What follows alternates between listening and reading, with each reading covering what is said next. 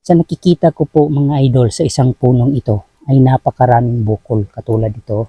Rough ang kanyang katawan at kung ihalin tulad po natin ito sa tao, akong tawagin po dito sa Bisaya ay kaugo, kalunggo, yung tumutubo sa balat ng tao.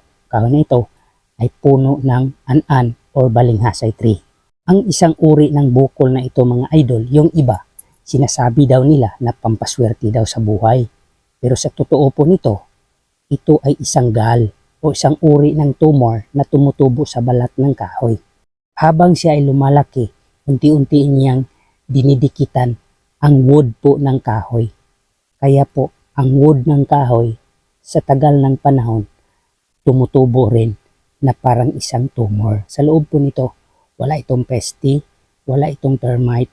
Ang nasa loob po nito ay isang wood na tumutubo dahil po sa tumor. Kaya ito ay isang uri ng gal na tumutubo sa kahoy.